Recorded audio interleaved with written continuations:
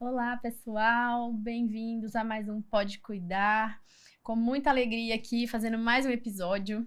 E hoje estou muito animada, porque tem uma convidada mega especial, que é a doutora Josefine Fisch. Ela é neuropediatra. E a gente sabe o quanto é difícil que uma neuropediatra, um médico pare aí para a agenda lotada dele para vir falar com a gente. Então foi um privilégio muito grande ela ter aceitado o meu convite. Bem-vinda, muito obrigada, viu, pela oportunidade de a gente conversar. Estou muito feliz mesmo de você estar aqui. Eu que agradeço o convite e eu digo que o privilégio é meu, porque eu acho uma honra eu poder falar para tanta gente, trazer informação de qualidade, né? Esclarecer dúvidas. Sim. A informação é realmente um bem preciosíssimo, Sim. Então a gente tem que estar sempre ali disponível para bom. espalhar. Sim, que ótimo. Obrigada mesmo. Eu queria que você se apresentasse, falasse um pouquinho da sua trajetória, daí a gente vai conversando. Eu sou de Manaus, Uhum. fiz minha faculdade lá na Universidade Federal do Amazonas e aí fui fazer residência de pediatria, depois fui fazer neuropediatria, porque na residência de pediatria eu sentia as crianças que tinham qualquer transtorno neurológico, elas acabavam ficando meio largadas, assim, não sei, mas o pessoal tinha meio medo, receio, não queria, enfim. E aí eu falei, então é aqui que eu vou, porque eu gosto do desafio. do desafio. E aí fiz neuropediatria, e isso tem 19 anos que eu iniciei na neuropediatria. Não vamos fazer contas. E nesses 19 anos eu sou muito feliz de acompanhar muitas famílias, eu arrisco dizer milhares de famílias, e de ver o desenvolvimento de tantas crianças e tantas situações que a gente, no início, a gente acha ali, nossa, vai ser muito difícil, não vai conseguir. E a gente vai se surpreendendo com as crianças. E hoje em dia eu tenho pacientes adultos já, pacientes que frequentam a faculdade. Legal. E como é que veio parar aqui em São José? Então, aí para São José eu morava em Uberaba, em Minas Gerais. Morei 12 anos em Uberaba, tenho muitos pacientes ainda lá, muitos amigos. E meu esposo foi transferido no trabalho. E a gente veio aqui para São José, 2 anos agora em julho, que nós mudamos e estamos muito felizes. Já sou quase joséense também, né? Faltando só o sotaque. É uma mineira joséense, então Manaus, Minas, São José, eu tô... Passou muito bem. Do mundo. Que legal, que joia. E aí aqui você já chegou, começou a clinicar? Isso, como é que foi aqui eu atendo no consultório, né? E em Uberaba eu dava aula na faculdade também, mas aqui ainda não... A correria ainda está muito grande para reorganizar a vida. Tenho 2 crianças pequenas. Tenho um filho mais velho, vou ser vó agora em julho. É mesmo? Parabéns! Então, isso ainda não consegui retornar, mas é uma coisa que eu gosto muito de dar aula. Sim. Então é um dos meus projetos, né? A curto, médio prazo é voltar para a sala de aula. Legal. E sentiu diferença, assim, nas demandas tipo, do consultório entre aqui, Uberaba... Não, foi Uberlândia ou Uberaba? Uberaba. E Manaus. Como é que foi, assim, essa procura? Como é que tá? Ou tá mais ou menos a mesma coisa? Então, é mais ou menos a mesma coisa. Assim, o que eu senti muita diferença é, logo que eu terminei a residência de neurologia, né? O consultório tinha bastante quadros de epilepsia, enxaqueca, né? E ao longo desses 19 anos a gente veio tendo uma modificação no padrão de paciente. Sim. Então, hoje a grande maioria dos meus pacientes é de transtornos do neurodesenvolvimento, né? Transtorno do espectro do autismo, transtornos da linguagem, transtorno de desenvolvimento da linguagem, TDL, apraxia de fala, TDAH. Né? TDAH bastante, né? Tá. Então, teve essa mudança no padrão de paciente. Hoje, a maioria é transtornos do neurodesenvolvimento. Sim, sim.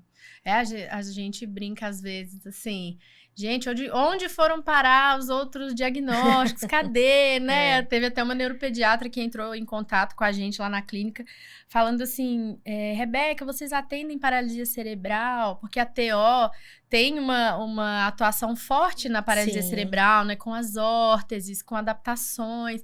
E aí eu falei, não, a gente atende. A minha sócia, ela tem Bobat, né? Que é uma intervenção super específica para paralisia cerebral. E aí ela tá assim, eu não sei pra onde encaminhar. Todo mundo agora só trabalha com autismo, né? Isso tem, né? Isso tem realmente acontecido bastante. Sim. E ainda tem os pacientes de paralisia cerebral, sim. Mas realmente, assim, a quantidade maior é de transtorno do neurodesenvolvimento, né? Eu acho que o que acontece é que não diminuíram as quantidades dos outros, que aumentou muito a quantidade de transtorno do neurodesenvolvimento e aí acaba que eles sobrepõem, né? Mas ainda tem bastante. E eu acho também que cuidados, né, intensivos neonatais de mais qualidade, muito mais precoces, então aí diminuiu um pouco a gravidade, eu acho, também dos quadros de paralisia cerebral, né? Na residência, principalmente em pediatria. Eu acho que por isso que ficava aquele gap lá do pessoal querer cuidar dos pacientes neurológicos, porque eram quadros de paralisia muito mais graves, né? Uma perspectiva bem mais difícil, né? E você tem a sua teoria do porquê desse aumento dos transtornos do neurodesenvolvimento? Ou como é que é? Você vai na linha do pessoal que fala que existe um aumento expressivo ou não? Que foram os diagnósticos que mudaram? Como é que é para você? Eu acho que são vários fatores aí, né? Os diagnósticos aumentaram, obviamente, porque quanto mais informação você tem, né, mais você enxerga aquilo. Eu tenho uma professora da residência de neuro que ela diz uma frase assim: para quem tem martelo, toda cabeça é prego. Então, quando a gente tem aquele olhar, né, então você acaba com o olhar meio enviesado para aquilo. Então, tem mais diagnósticos. Tem muitos diagnósticos, como a gente estava falando um pouquinho antes, que não necessariamente são, por exemplo, é um autismo, às vezes é um outro transtorno do neurodesenvolvimento, e ali no início eles são muito parecidos e acaba entrando naquele bolo, né? E, na minha opinião, tem muito a ver com o estilo de vida que a gente leva hoje, né? Nossa alimentação é cada vez menos rica em nutrientes, é cada vez mais pobre, né? Muitos dos alimentos que as crianças consomem hoje em dia são 100% químicos. Né? A grande maioria. Então, se a gente for pegar esses pacotinhos, embalagenzinhas e tal, e você for ler o que tem, 1 ou 2 ingredientes ali são alimentos que a gente conhece. O resto, a maioria é química. Nosso organismo não foi preparado para isso. Né? Nosso organismo ele não consegue digerir, absorver, aproveitar químicos. Né? Então, acho que isso tem um impacto muito grande. Um quadro inflamatório, né, sistêmico, e acaba levando a inflamação, uma neuroinflamação, comprometimento do desenvolvimento. E também a correria do dia a dia. Né? A criançada antes era na rua, era na terra, né?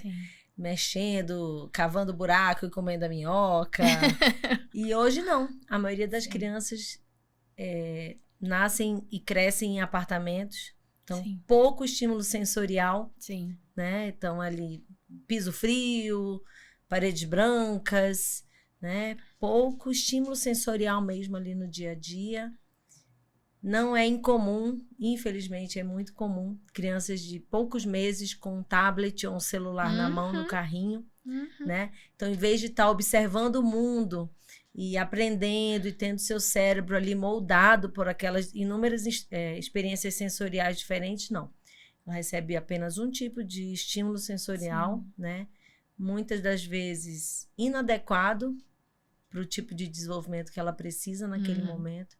Então, acho que tem aí um mix de tudo isso, né? Junto. Então, com certeza. Por isso que, às vezes, a gente, ao longo do acompanhamento com a criança, você vai vendo uma modificação no padrão comportamental dela, né? Porque começa a ter o estímulo adequado, o estímulo mais intensivo ali nas terapias, e aí vai mudando aquela modelagem do cérebro e vai recuperando ali conexões que não foram feitas anteriormente ou foram perdidas porque não eram utilizadas, né? Então... Legal. E essa questão dos estímulos sensoriais, né? A gente estava pensando no transtorno do processamento sensorial, como tá ligado, super né? Uma coisa na né? outra. E isso que você está falando é muito interessante, porque quando a criança é exposta à natureza, coisas mais naturais, não só o ambiente externo, mas naturais, o alimento, tem muita variação, né? A variabilidade é grande. Então, nunca é uma textura igual, é mais azedo, é mais doce, é mais isso e aquilo. E assim como o ambiente externo também, Sim. né? Você pisa numa coisa diferente, você encosta, cheira. E o nosso ambiente tá muito isso que você tá falando, né? Meio asséptico assim. Tudo branco. Quanto mais branco, mais claro, melhor. Mais clean. Até o shopping, mesmo, se for pensar, aquele chão branco, assim, tudo branco. E também a tela, né? Aquele padrão de estímulo sempre igual, sim. A luz sempre igual. Então, tem aí mesmo uma questão de privação de estímulo, sim. Né? De variação de estímulo. Né? E se a gente for pensar, a base do desenvolvimento, o início ali, ele é primordialmente sensorial. Sim. Né? Sensorial motor. Antes de ser motor, ele é bem sensorial, né? Então, porque que o bebezinho tudo vai na boca, sim. Né? Porque é uma área de uma sensibilidade muito grande, então ele põe ali na boca para identificar textura, dureza, sim. Sabor, né? E aí, um tablet, ele não consegue fazer isso.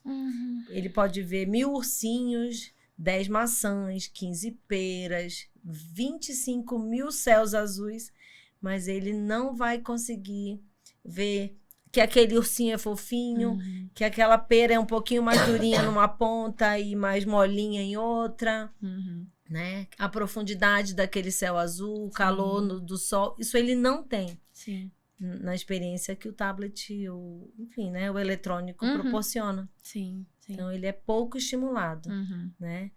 Uma coisa que eu gosto sempre de falar, às vezes as pessoas têm um pouco de dificuldade de entender o que é o transtorno do processamento sensorial, né? E eu falo que muita gente tem transtorno do processamento sensorial, não sabe, mas não a ponto de ser considerado um transtorno, porque não traz comprometimento. Sim.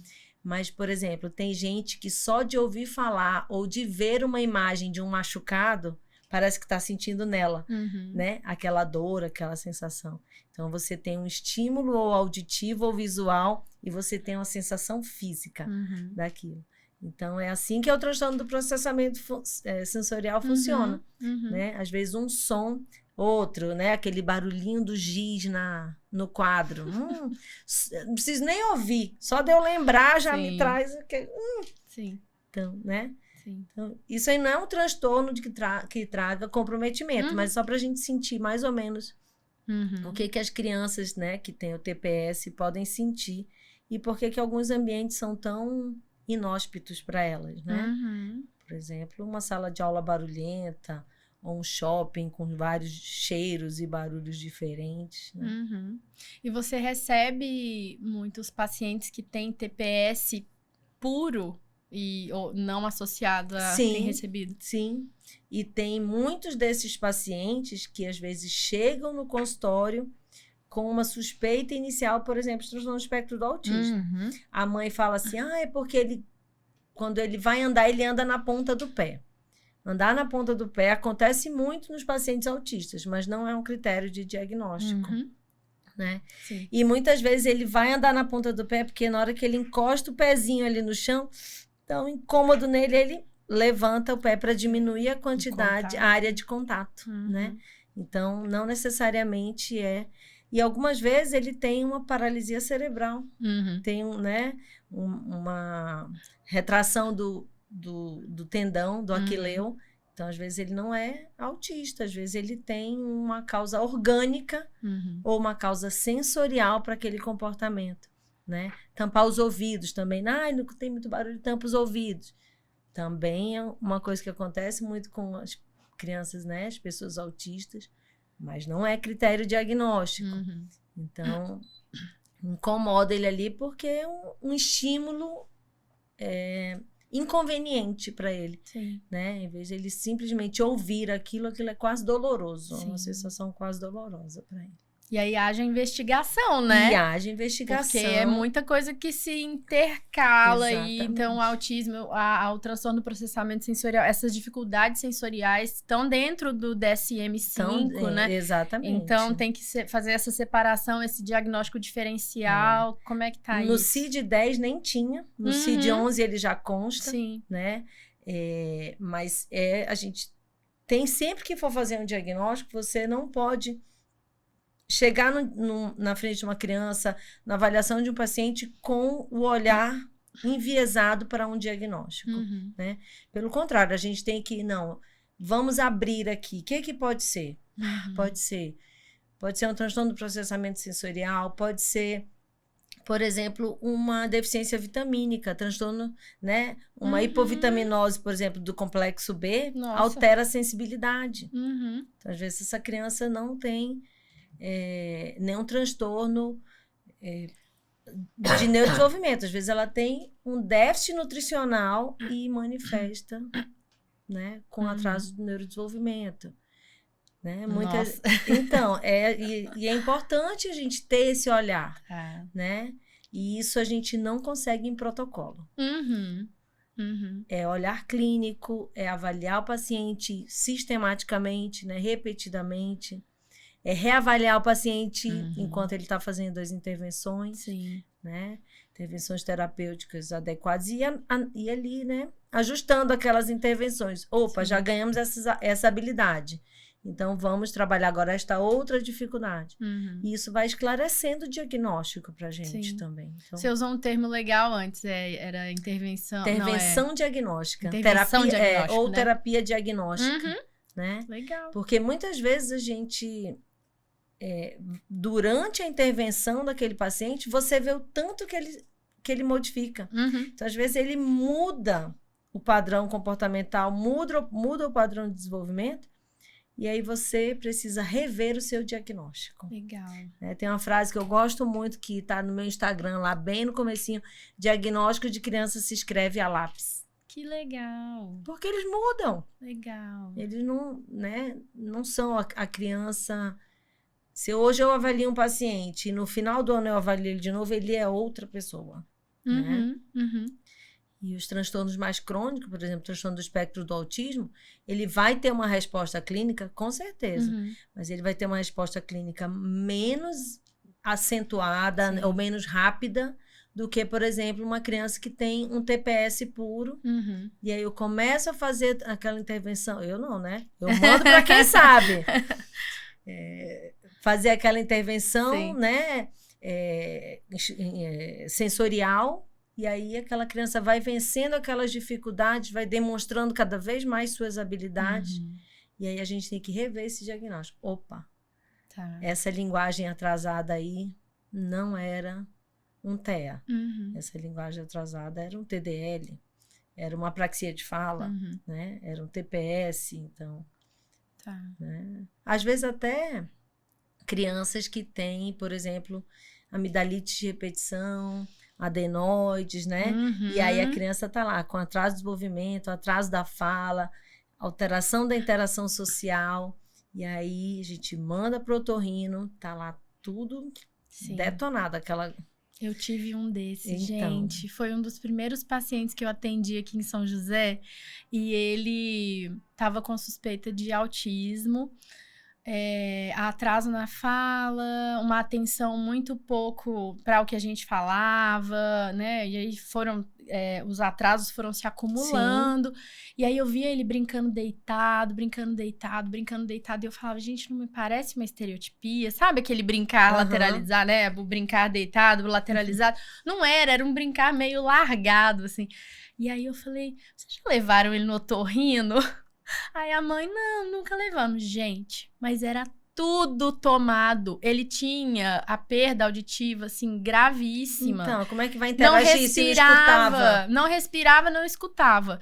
Fez a cirurgia, continuou com as intervenções estavam no caminho certo, né? Tava fazendo tudo. E ele não é autista. Então é impressionante, né? E não é dizer que ele saiu do espectro, né? Ele nunca esteve. E foi isso. E foi muito legal. Pra família foi muito bacana, né? Mas olha, foi uma história que me marcou muito, sabe? Né? E aí, se a gente for pensar, a criança fala, não dorme, não respira, né? Sim. Não dorme. Sim. Então, ele é irritado, ele é mal-humorado, ele não escuta. Então, ele não vai aprender a falar e ele não vai interagir, porque ele não sabe nem que estou falando com ele, como é que ele vai responder? Exatamente. Né? E sem contar que ele está ali num quadro inflamatório. Então, tem tudo junto. Aí a gente tira aquela bagunceira toda, aí a criança começa a dormir, começa a respirar melhor, aí chega mais oxigênio no cérebro, né? Eu tirei o foco infeccioso, então limpei aquela inflamação daquele paciente. Então, ele vai realmente se desenvolvendo, né? Como ele deveria ter se desenvolvido. Mas vai alcançando os marcos, né? Sim, e aí foi isso. Foi encontrando com os marcos, né? Ele conseguiu chegar num ponto de que já não haviam mais atrasos. Então, é isso que você está dizendo também. Talvez, se fosse uma criança com autismo, pudesse não ter percorrido esse caminho, mesmo fazendo todas as intervenções cirúrgicas, né? Às vezes acontece também, né? Paciente autista que tem um quadro desse. Então, tem muito. Aí você vai ver uma melhora maior, mas não a ponto de alcançar aquele desenvolvimento compatível ali com a idade. Né? Por isso que esse olhar sequenciado do paciente, o reavaliar, é muito importante, né? Porque se a gente for pensar, os transtornos do neurodesenvolvimento, eles acontecem sempre, eles começam muito parecidos. Então, todas as crianças vão ter, né, um atraso motor, né, vai uma hipotonia, e ali um atraso da fala, e aí não fala, não interage, né, compromete a interação, compromete o brincar, mas aí a gente vai acompanhando, vai intervindo e vai... e aí sim, o leque tem que ir fechando e você conseguir identificar um diagnóstico, né? Preciso, assertivo. Mas com calma. Mas como que as famílias lidam com isso? Assim, quando você fala, olha, a gente vai ter que ter calma, vai passar por uma intervenção diagnóstica, e as famílias? Então, é sempre um desafio. E como eu falei para ti, não é angustiante pra gente também, né? Eu gostaria de, logo na primeira consulta, conseguir fazer todos os diagnósticos, mas não é possível, né? O ser humano, ele é muito singular. Então, não consigo, por mais que tenho 3 pacientes com os mesmos sintomas, os mesmos sinais, não necessariamente essas 3 crianças vão ter o mesmo diagnóstico, né? A longo prazo, médio prazo. Então, assim, é angustiante para a família, porque você, na verdade, você quer uma resposta para aquela sua dúvida, né? Mas eu acho que o que é mais importante é você estar junto com aquela criança, com aquela família. Falou, eu não tenho certeza de qual é o diagnóstico. As minhas suspeitas são essa e essa. Legal. Né? Então, a gente vai trabalhar, são essas e essas habilidades que a gente precisa trabalhar e essas dificuldades que a gente precisa vencer. Então, vamos junto lá.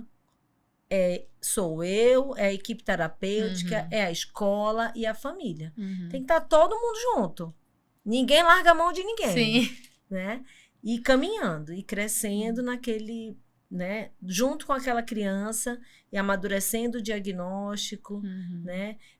Muitas das vezes a gente determina um diagnóstico inicial, até, por exemplo, situações de paciente conseguir as terapias, né, pelos planos de saúde, ou algum tipo de suporte na escola, enfim. Algumas vezes a gente precisa dar uma definição diagnóstica, mas eu sempre sou muito clara com a família. Não é o diagnóstico definitivo dele, porque ele ainda está em desenvolvimento.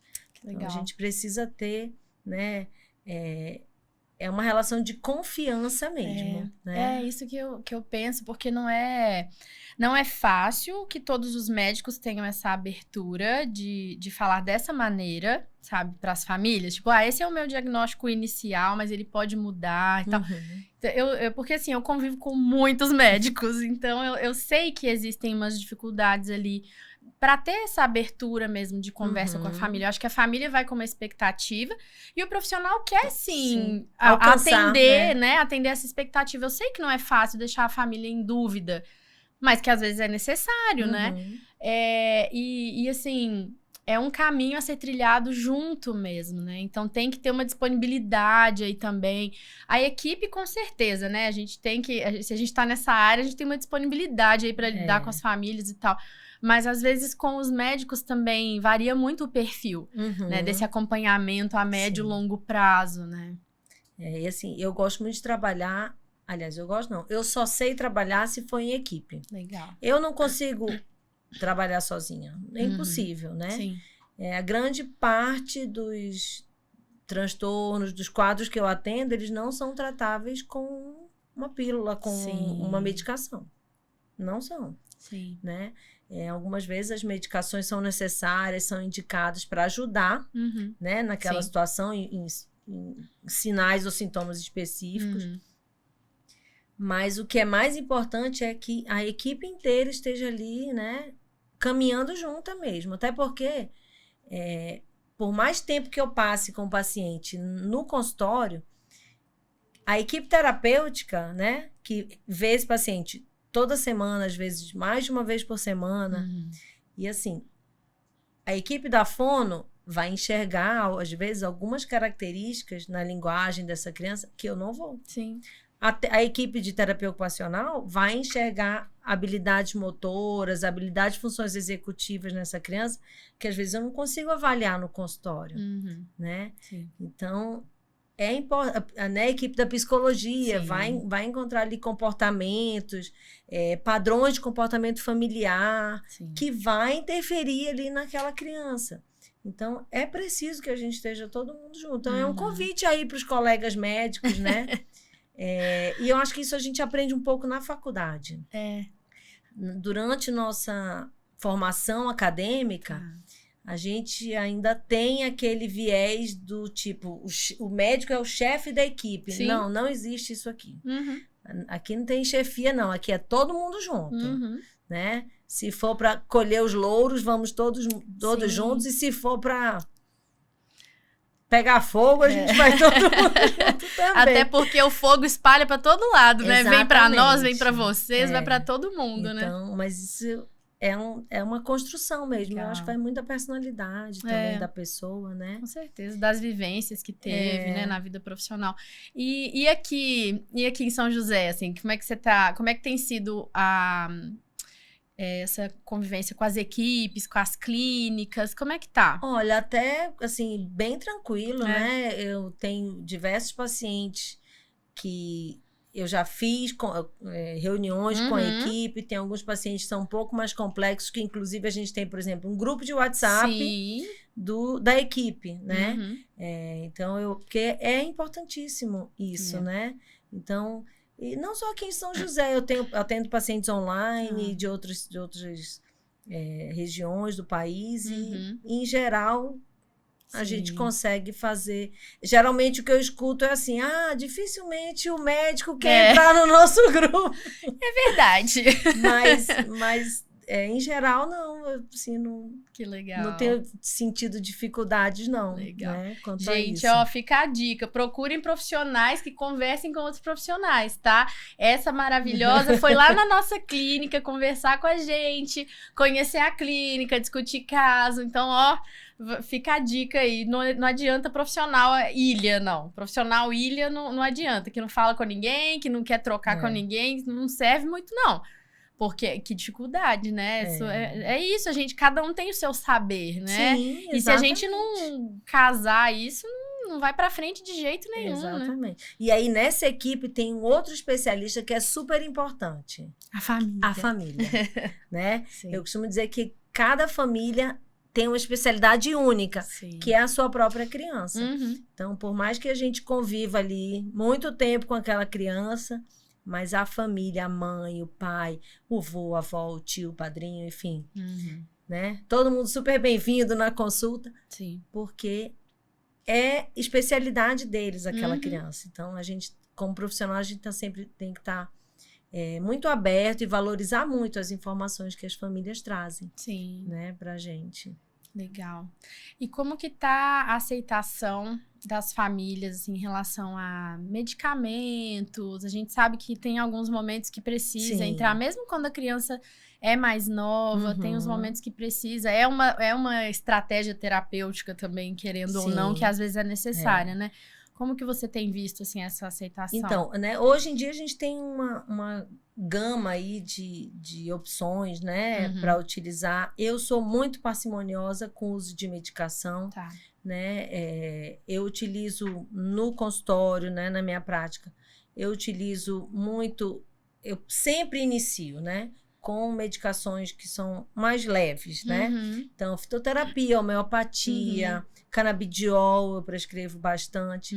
Mas tem algumas situações que os psicofármacos, eles são, né, imprescindíveis. Quais situações? Então, geralmente quando a gente tentou já outras abordagens terapêuticas, não teve uma eficácia, né, significativa.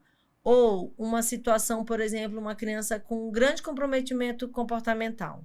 Então, uma criança que é muito inquieta, muito desatenta em todos os momentos. Então, ela chega ali na terapia e dos 50 minutos de sessão, 35 é tentando chamar a atenção da criança, né? Ou reforçando de algum jeito para que ela se mantenha naquela atividade.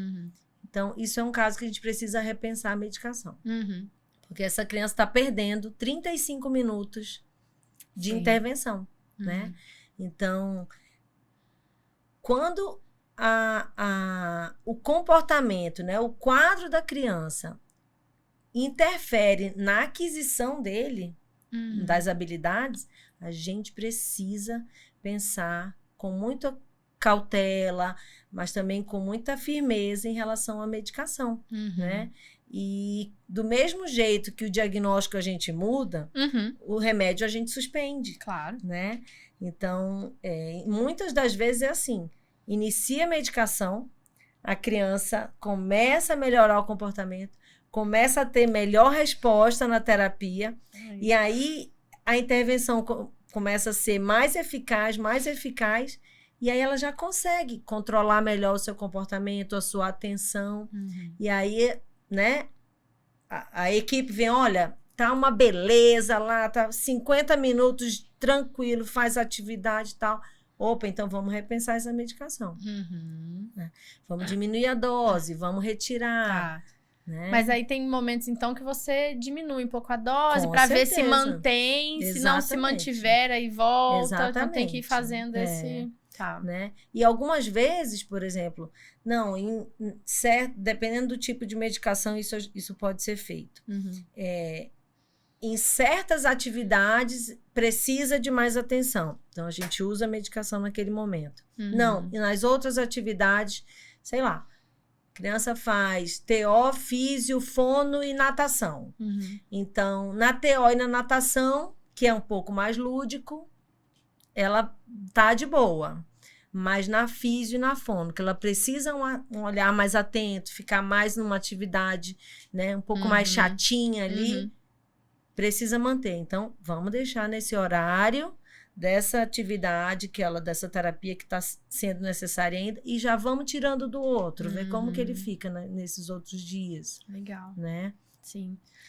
Porque esse tema é difícil, né? Eu acho que tem muitas famílias que ficam com muito receio ainda. Né? Tem crianças bem pequenas que começam, mas a gente vê que tem o seu lugar, né? Tem a sua indicação correta, com médicos que sabem mesmo o que estão fazendo, que sabem o que estão prescrevendo, né? O que é o mais importante da medicação é ter consciência que não vai ser uma gota milagrosa. Sim. Não é assim, tomou o remédio e resolveram todos os problemas. Não acontece isso, né? As medicações, na sua grande maioria, elas são sintomáticas. Então, melhorei aquele sintoma, ótimo, né? Sim. Então, eu vou ter outros ganhos naquela criança.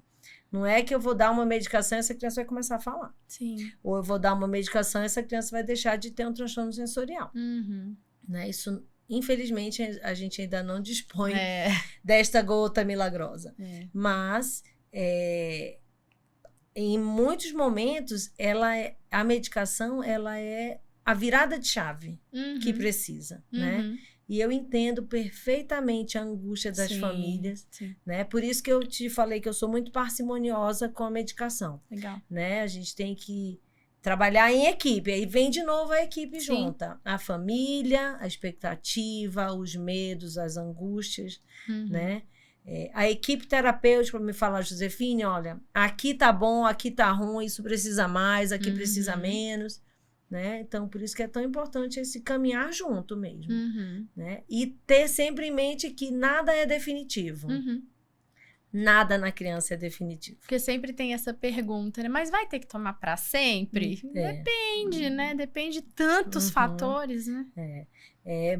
Graças a Deus, é muito mais comum do que as pessoas imaginam os dias que eu retiro medicação. Então, inclusive, são dias que eu fico muito feliz, que eu escrevo aquela tabelinha de redução da dose e no final escrevo suspende. Legal. Então, e isso é muito comum, né? Então, que legal. É a criança, é a família ter a consciência de que é um tratamento que precisa por enquanto. Né? Então, tem crianças que vão precisar para sempre usar a medicação? Existe. Sim. Né? Existem crianças que vão tomar sempre a medicação. Sim. Mas a gente tem que pensar também que é como se fosse... Se você tem uma pressão alta, se você tem diabetes, você vai fazer o quê? Você vai tomar o remédio para o resto da sua vida. Você vai melhorar a sua alimentação, você vai fazer atividade física, mas você precisa daquela medicação para te ajudar no controle. Então, em algumas situações, isso é necessário, né? Então, a gente tem que pensar assim, que é sempre o que vai ser o melhor para aquela pessoa. Para aquele momento também. Até porque a gente tem que pesar ali, né? O risco e o benefício. Então, se o benefício é maior do que o risco daquela medicação, então ele vale a pena a gente testar. É claro que, a criança apresentou um efeito colateral indesejado, enfim, né? Não se adaptou com a medicação, não se adaptou com a posologia. Isso né? Não é uma sentença, é isso aqui, acabou. Não deu certo esse? Vamos modificar, vamos ajustar a dose, vamos ajustar o horário, né? Vamos mudar o veículo, enfim, né? Isso tudo, nada é preto no branco ali, acabou ser isso aqui. Não, vamos observando como que tá essa criança, esse quadro e vamos trabalhando ali, né? E as terapias também, tem umas modificações durante a vida, né? Precisa mais de uma coisa, mais de outra. Né? Se a gente for pensar, por exemplo, uma criança muito pequena, em geral, ela vai precisar muito das terapias que trabalham os sensoriais, né? Então, a fono, a TO, a físio, né? E aí ela vai crescendo. Ela já vai precisar de alguma coisa mais em relação ao comportamental, funções executivas, né? As atividades de vida diária. Exatamente. Entrou ali na escola uma atividade um pouco mais pedagógica. Então, preciso de um psicopedagogo. Já não preciso mais, por exemplo, da fisioterapia motora, porque essa criança já não tem mais a hipotonia, né? Então, e isso tudo é uma construção, né? Então, vem cada um ali com seu tijolinho, né? E vai juntando e produzindo aquela obra magnífica que são essas lindas crianças. Que é a vida dessas crianças e suas famílias. E você tocou num ponto, né, da escola. A gente, acho que é um ponto, é uma entrada também delicada, né? Quando as crianças vão para a escola, principalmente o ensino fundamental, que a gente sabe que a cobrança é maior, a exigência é maior. Eu tô vivendo isso com o meu filho mais velho, porque ele saiu da educação infantil, foi pro ensino fundamental. Eu falei que eu não tava preparada, porque assim... A adaptação foi tua, gente do céu, foi minha. Ele tava lá, bonitinho, fazia as atividades dele e tal, tinha os para-casas dele, mas brincava muito na escola, tinha esse viés muito do tempo livre, do lúdico, do brincar. Aí, de repente, ele foi para aquela salinha, assim, que todo mundo senta um atrás do outro e tem para casa, tarefa todos os dias. Primeiro ano, gente, eu falei, o que é isso? Então, assim, você imagina uma criança que tem dificuldade de permanecer, que de um ano para o outro para de ter aquele tanto de tempo livre para sentar no chão, para ficar no parquinho e tal, e agora tem que ficar numa cadeira lá sentado. Eu acho tão sofrido, sabe? Eu também. É bem sofrido, né? Eu acho que essas crianças sofrem demais, é muito difícil. Né? E as mães junto, né? Sofrem. O meu mais novo está no 2º ano. Ano passado foi esse ano dessa loucura aí das tarefas. Céu. Mas, assim, é por isso que essa construção, né, é tão importante, né? Do trabalho de formiguinha ali, de tijolinho por tijolinho, na construção do desenvolvimento. Porque, por exemplo, se é uma criança que tem uma hipotonia é uma fraqueza muscular. Então, vocês podem fazer esse teste aí em casa. Tenta assistir TV sentado, ou ler, ou fazer uma tarefa sentadinho assim, e tenta assim, ó. Em qual das duas posições você se sai melhor, né? Então, se é uma criança, por exemplo, que tem uma hipotonia, então ela não vai conseguir manter, né, o sentar ereto e tal, então ela vai sentar mais assim, ou ela vai ficar muito inquieta, se mexendo na cadeira, buscando uma posição mais confortável para ela. Atrapalhou a atenção, atrapalhou a realização ali da atividade, ela tem uma pega mais fraca e tal, né? Então, isso é muito importante a gente estar atento ali na sala de aula. Então, né, professoras aí da educação infantil, 1º ano, 2º ano, às vezes, esse olhar delas é muito importante, porque elas que vão trazer as informações para a gente. Por isso que é tão importante as escolas estarem de portas abertas para a equipe médica e a equipe terapêutica. Não é para a gente ir lá, dar pitaco no que vai ser feita a parte pedagógica, mas é para fazer parte todo mundo, né, dessa comunidade terapêutica que vai trazer o melhor ali para aquela criança. Então, né, é difícil para a criança ficar sentado. Por 5 horas seguidas, né? Não, por 5 horas é impossível. Pensa, né? Gente. Não existe isso.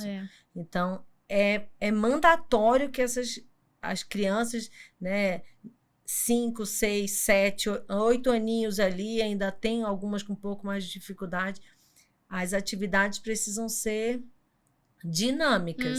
Então, né, não esperem que a criança vá copiar por 2 horas uma lição do quadro. Isso não vai acontecer, gente. Mas você sente que está mudando, assim, que Bastante. cada vez mais cedo eles estão sendo né? demandados a isso, a ficar lá sentadinho assim, fazendo... Eu tenho, como eu falei, eu tenho um mais velho, né, que já é adulto hoje, e eu lembro quando o Léo estava na escola, para as atividades que o Pedro faz hoje, que é o meu de 7.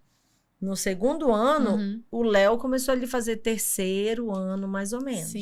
Né? Já era um outro padrão de desenvolvimento neurológico, né? Em relação ao Pedro. Então, eu vejo muito isso, né? Às vezes, eu sempre peço no consultório para levar o material escolar. Para eu ver as tarefinhas, ver como é que tá, né, a pega, a força da escrita, enfim. A organização... Mas não é incomum de eu pegar umas atividades assim, 4 anos de idade. Tô falando muito grande, não. Tô falando ali 4, 5 anos de idade. Com muita coisa escrita. Né? Com ali, cursivo, gente. Eu já vi 4 anos entrar com cursivo. Eu falei, que planeta que é esse? Então, tem que lembrar, e vamos lembrar do desenvolvimento, né? 3, 4 anos de idade, a criança faz traço e cruz. E algumas fazem círculo, nem todas. Estão ainda na construção do círculo. Como que é a letra cursiva? Tudo em movimento circular. Então, a gente tem que, né, tá atento ali para esse desenvolvimento. Não pular etapas. Não pular etapas, né? Outro pavor que eu tenho. Ai, nossa, ele é super inteligente e vai pular do 1º para o 3º ano. Não, nossa, amor, não faz isso, pelo amor de Deus. Né? Porque a gente vai perdendo essa construção do desenvolvimento. Então, né, nas escolas ali, é muito importante que a gente tenha essa construção da atividade, baseado sempre no desenvolvimento, né, daquela criança, e não no desenvolvimento padrão, esperado para aquela idade, no desenvolvimento daquele grupo, né, de crianças. Então, se você é professor de um grupo de crianças um pouco mais ativo, Às vezes, em vez de pegar um papel e um lápis para eles escreverem ali, vai lá pro quintal da escola com graveto na mão e põe eles para escrever na areia, né? Sim. Com giz no chão. As experiências mesmo, né? Tá com massinha, faz a letrinha de massinha, Sim. né? Então, vai chegar a hora deles irem para a faculdade, fazer mestrado, doutorado, pós-doutorado, livre docência, mas isso vai fazer pouca diferença se ele aprendeu a ler e escrever fluentemente com 6, com 5, com 6 ou com 7 anos de idade. Sim. Né? Então. Mas, nossa, como é um desafio pra gente, sempre né? Um desafio. É um desafio Mas por isso enorme. que a gente gosta. Exatamente, acho que é isso, né? Se fosse fácil, a gente não tava aqui falando sobre. Por isso mas que é tão legal. Uma coisa que Bom, o meu objetivo principal, assim, de fazer esse podcast foi para falar sobre inclusão nas mais variadas visões mesmo, né? Ter como trazer... dar voz mesmo para pessoas que geralmente não tem nem como contar muito as suas histórias. E eu queria saber sobre essa questão da inclusão mesmo, né? O que você acha que tem sido mais desafiador, assim, principalmente nas escolas, mas na sociedade como um todo. A gente fala muito da escola porque a gente sabe que é um local que a criança está inserida por um longo tempo, né? Mas a gente sabe que na sociedade em si, como um todo, tem muita dificuldade ainda, né? O que você tem achado que tem sido as piores barreiras, assim, para a inclusão? Então, mais uma vez, é lembrar do trabalho, né? Todo mundo em equipe. Então, tá todo mundo sofrendo com a inclusão do jeito que ela tem sido feita. Né? As crianças sofrem, as famílias sofrem e as equipes pedagógicas sofrem também. Né? As famílias vêm com uma expectativa, né? De que ali naquela escola a criança vai conseguir participar de todas as atividades e tudo vai ser adaptado da melhor forma para ela. A equipe pedagógica gostaria muito de fazer isso, eu tenho certeza, mas às vezes não tem o know-how, o suporte, às vezes até condição financeira de realizar, né? Aquela adaptação da forma como seria o mais adequado. O que eu vejo, assim, que me traz mais preocupação é essa obrigatoriedade de que as crianças estejam todas inseridas na sala de aula da sua idade, né? Então, é claro que a interação social ali com os seus pares, do seu tamanho e tal, da sua idade, é muito importante. Mas em relação à parte pedagógica, algumas crianças com 8 anos de idade vão estar conseguindo, por exemplo, terceiro ano, né? Terceiro ano do ensino fundamental, tá ali fazendo as continhas de adição, de subtração, e outras, como a gente falou no começo, às vezes ainda não consegue quantificar, ainda não consegue relacionar o número, né, o numeral com a quantidade. Então, como que essa criança vai estar ali na mesma sala, né, na hora da aula de matemática, em que a professora está ensinando adição e subtração, e ele não está entendendo nada do que está acontecendo. Né? Então, o que aquela criança vai fazer? Ele vai ficar inquieto, ele vai ficar desmotivado, né? Ou, se é uma criança que tem um comprometimento maior, por exemplo, uma criança que tem um transtorno do processamento sensorial, tá lá a professora falando, escrevendo giz na lousa, não sei nem se ainda usa giz, né, gente? Ou o pincel, né, na lousa, ou o tablet, não sei, cada escola, né, tem sua realidade. Os coleguinhas ali, professora, eu não entendi, passe de novo, me explique e tal. Então, é um ambiente incômodo para algumas crianças. Então, ela não só não vai aprender o que está sendo proposto, porque ela ainda não tem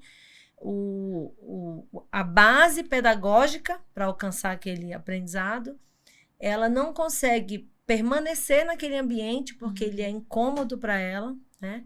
Então, aí o que se faz? Muitas das vezes, tira essa criança da sala de aula. E leva para onde? Para lugar nenhum, né? Leva para a sala da diretora, para onde tiver, onde for, né, possível. Para o parquinho, sei lá para onde. O que seria o ideal, né? O mundo ideal? Que essa tivesse atividade de acordo com a base pedagógica de cada criança. Então, grupinho de crianças precisa trabalhar a quantificação.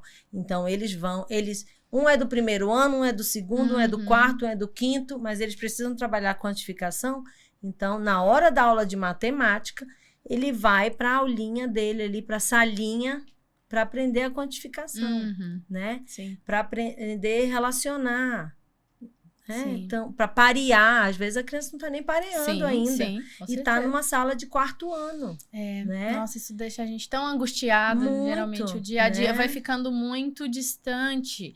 O conteúdo, das capacidades ali, das habilidades daquela criança. E aí vai virando uma bola de neve, né? E aí a professora regente precisa dar o conteúdo esperado, né? Para aquela turma. A criança tá ali, às vezes, tem um professor de apoio, mas não consegue alcançar aquele conhecimento, ela fica ali. Isso não é inclusão, né? E por mais que essa professora regente, por mais que essa equipe pedagógica tente fazer a adaptação do material para aquela criança, se a disparidade é muito grande em relação ao pedagógico, eu não consigo, é impossível, né? Eu adaptar atividades de adição e subtração para uma criança que não quantifica ainda, né? Então, na minha opinião, né? E isso é a minha opinião pessoal, não é baseado, assim, né? É o pouco que eu sei do convívio com as crianças, com as famílias, com as equipes, com os pedagogos, é de que as coisas precisam ser feitas de forma diferente. E eu acho que a gente está bem distante desse modelo aí que você está falando, né? Eu não vejo, assim, nem sombra disso acontecer, né? Não vejo nada nesse sentido. Em outros lugares acontece, a gente estava falando sobre isso, em outros países isso acontece, nos Estados Unidos, geralmente isso é feito dessa forma, né? São as salas especializadas. Então, as crianças estão todas no mesmo ambiente escolar, mas a atividade vai ser de acordo com seu desenvolvimento pedagógico, né? Então, agora, por exemplo, aula de artes, todo mundo junto, né? Educação física, todo mundo junto. Mas é uma criança que é cadeirante. Adapta a atividade física. Isso é mais simples de ser feito, né? Aí já é mais boa vontade do que treinamento, do que, né, suporte, do que financeiro. Então, né? Então, algumas atividades é possível que realmente estejam todos juntos ali, né? Mas em algumas outras não é possível. Porque a gente vai vendo também o conteúdo, né? Assim, o primeiro ano o conteúdo é esse, segundo ano é esse, terceiro ano, quarto ano. Gente, de repente, é um conteúdo assim, tá indo lá pro vestibular. Exatamente. Então é uma progressão muito rápida. As complexidades vão aumentando, a quantidade de atividade vai aumentando, né? E assim, algumas vezes a criança pode até não verbalizar, pode até não ser verbal para conseguir falar ou até compreender, né, em algumas situações, o que está acontecendo ali especificamente com ela. Mas ela consegue perceber que ela não está inserida ali naquele grupo. E isso é muito sofrido para eles, né? Eu já passei por essa situação, assim, da criança olhar para o lado, olhar para dela e falar assim: quero esse, o do colega, né? Porque era bem diferente. Exatamente. Então, ele teve uma leitura do ambiente e falou, opa, peraí, por quê, né? Por que o meu é diferente? Pois é. Eu já tive que responder não, né? Porque eu não sabia o que responder.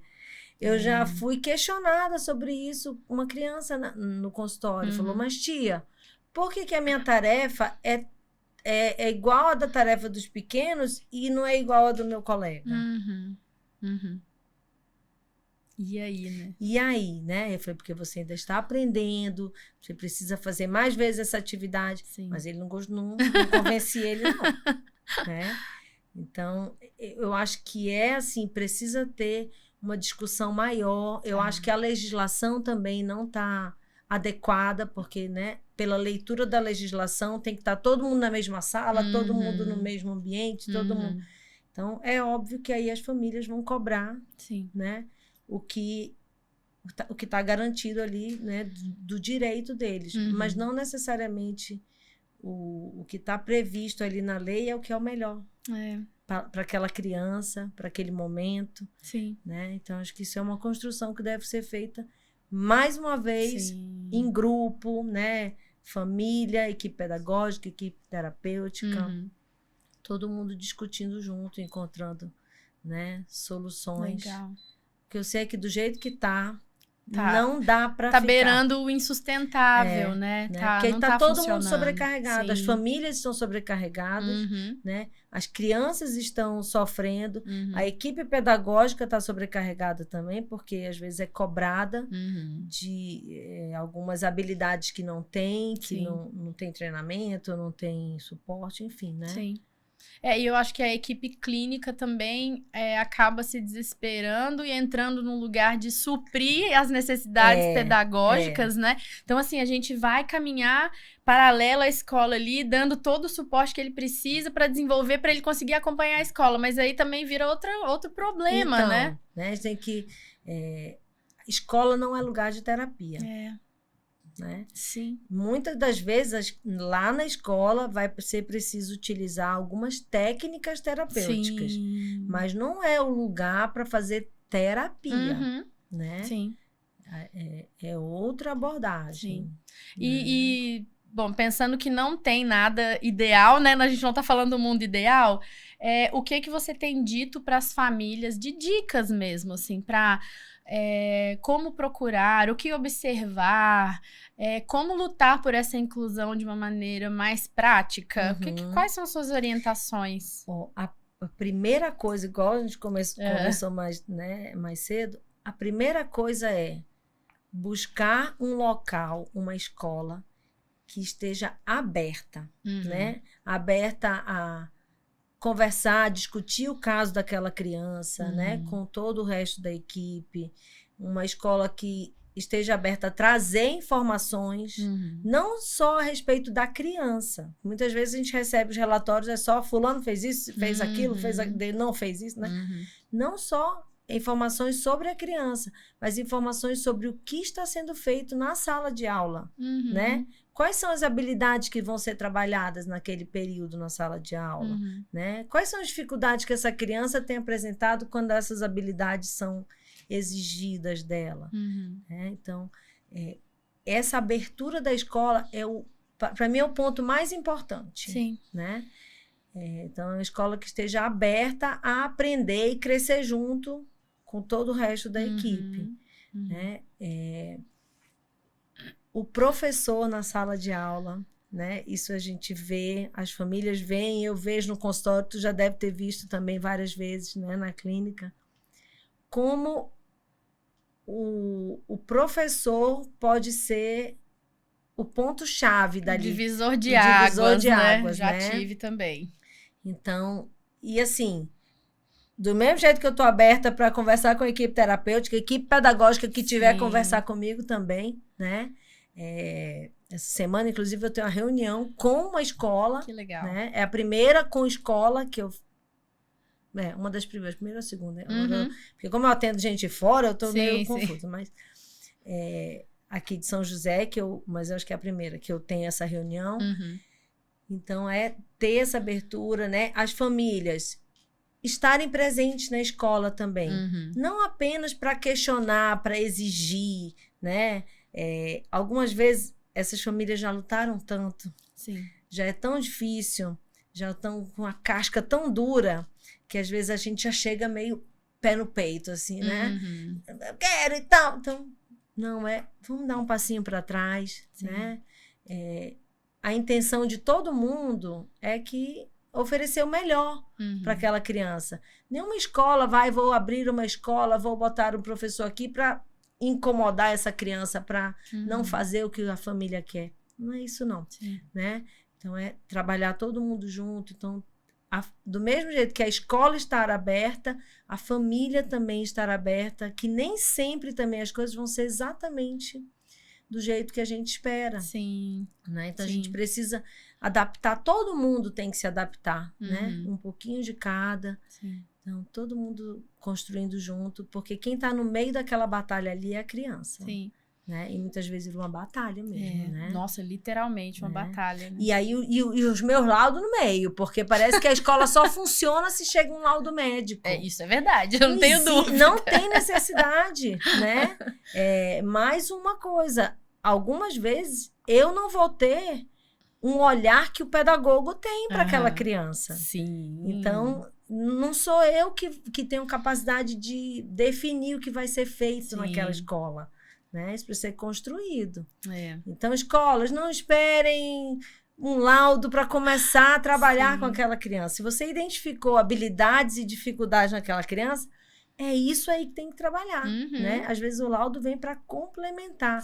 Mas ele não vem para definir, para conduzir exatamente que este é o caminho que você vai. Não, gente, eu estou aprendendo o caminho no caminhar também. Sim. Né? Isso é muito legal, porque imagina, né, a burocracia, assim, a criança tem que passar pela escola, aí tem que fazer uma avaliação ali com o profissional, com o médico, aí a avaliação do profissional passa para o médico que escreve um laudo, que entrega para a escola, aí começa a trabalhar alguma coisa específica. Então, fala, gente, não precisa ser assim. A escola tem competência técnica para trabalhar o que ela se propõe, né? Exatamente. Tanto que na rede, aquela sala de ensino especializado, né, o AEE, eles não precisam, eles não podem exigir laudo para começar uma intervenção específica com alguém que tem um atraso no desenvolvimento, um atraso na aprendizagem, o que seja. Eles não podem exigir, porque se é identificado, tem que começar. Exatamente. Né? Então, a escola tem essa competência técnica, né?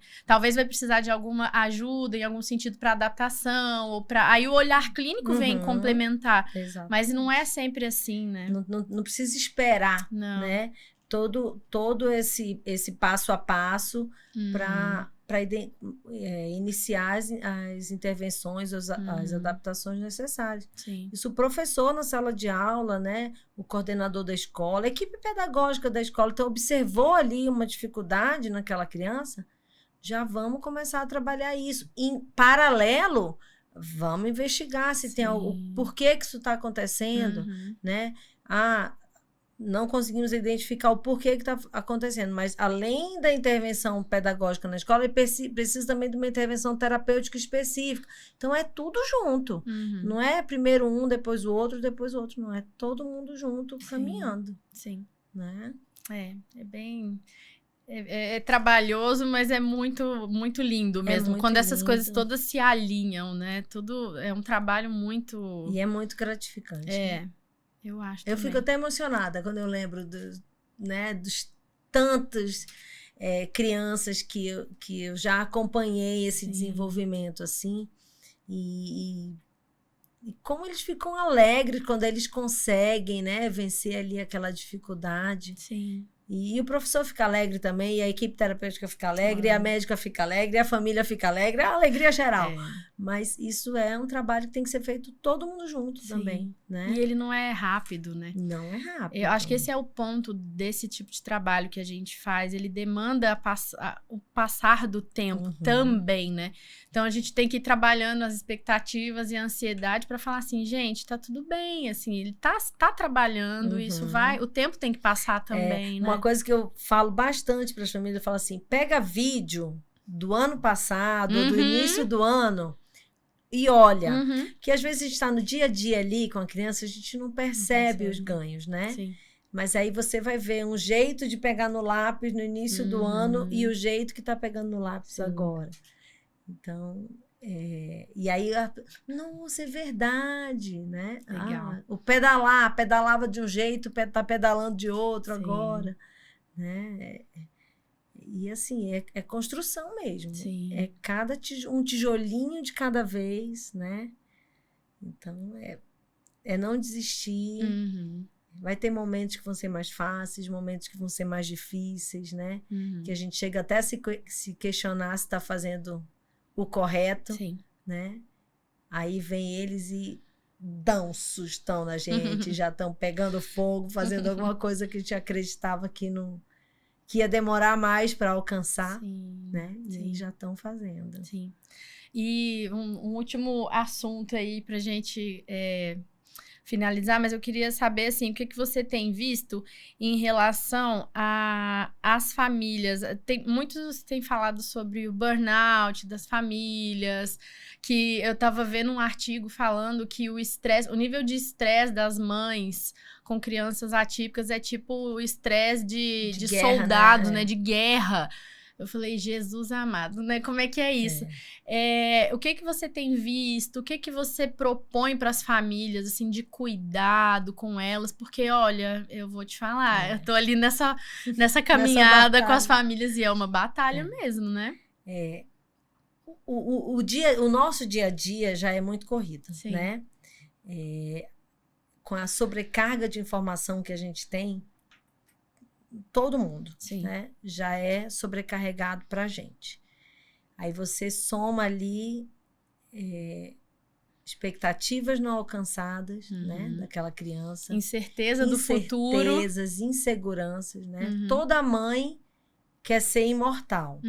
Mas a mãe que tem uma criança que tem uma dificuldade ou uma dependência maior, eu acho que esse pavor é assim, uma espada em cima da cabeça. Então, já é mais difícil.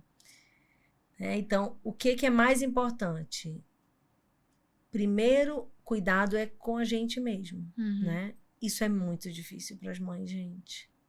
Né? Por quê? Porque a gente primeiro dá conta de todo mundo, e aí os últimos 5 minutos das 24 horas do dia é que a gente vai beber uma água, se tomar sobrar, um banho. né? Se sobrar os 5 minutos, a gente vai. Então, eu acho que é incluir ali naquela rotina, né? De 8 às 9 é natação, de 9h30 às 11 é a TO, de meio-dia às 5 é a escola, de 6 às 7 incluir nesse batidão aí um momento para você também, né? Você como pessoa, como mulher, como esposa, né? Como mãe de outras crianças, se for o caso, que é muito comum as outras crianças ficarem relegadas a segundo plano, né? Porque a gente vai em quem está precisando mais naquele momento, né? Mas as outras também estão precisando. Pode ser que não estejam, né? Pode ser que não precisem de tanto quanto aquela outra criança que tem algum tipo de dificuldade maior.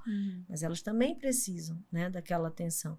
Então, às vezes, eu costumo dizer, põe aí naquela rotina um momento para você. Eu falo, dá a volta nem que seja no quarteirão de casa andando, só você. Mais ninguém, né? Pega o outro filho e fala, vamos ali, precisa de um tênis, então vai só eu e você comprar o tênis, e aí a gente toma um sorvete, né? Cata o marido também, né? Dá a volta no quarteirão, preferência passando pelo shopping, para ele comprar já um presentinho para você.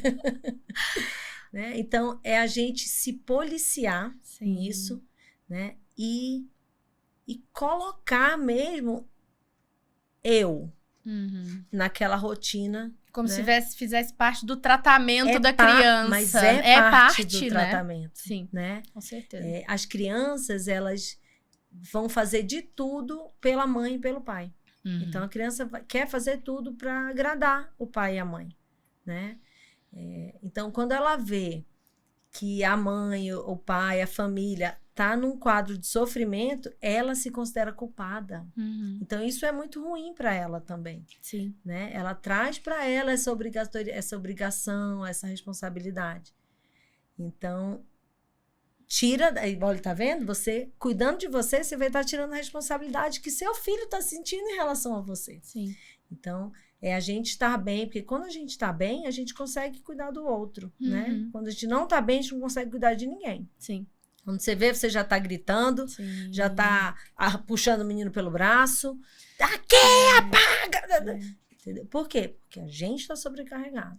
Gente, né? Isso não é clichê, né? Não é clichê, isso é verdade. É verdade. Uma pessoa com uma qualidade de vida, assim, minimamente, né? Uma saúde mental ali, minimamente em dia, vai dar conta de uma outra forma da estrutura emocional da outra também, né? Tem uma história que é bem emblemática, aconteceu há vários anos atrás, logo que eu comecei a atender na neuropediatria. Então, a cena era a seguinte, chegou uma família, o pai e a mãe, um garotinho de 3, 4 anos de idade e a mãe com o bebê no colo. A mãe toda descabelada, o bebezinho devia ter 1 mês, 2 meses, toda descabelada, estressada, né? Aí entraram no consultório, sentou a mãe com o bebezinho no colo, o garotinho do lado e o pai no outro banquinho, assim, lá na lateral da mesa. E aí eu falei, o que tá acontecendo e tal? E a mãe, doutora, esse menino não para, esse menino é muito inquieto, esse menino não obedece, não sei o que lá. E o pequenininho assim, o garotinho, né? O que era o culpado de tudo, bem assim.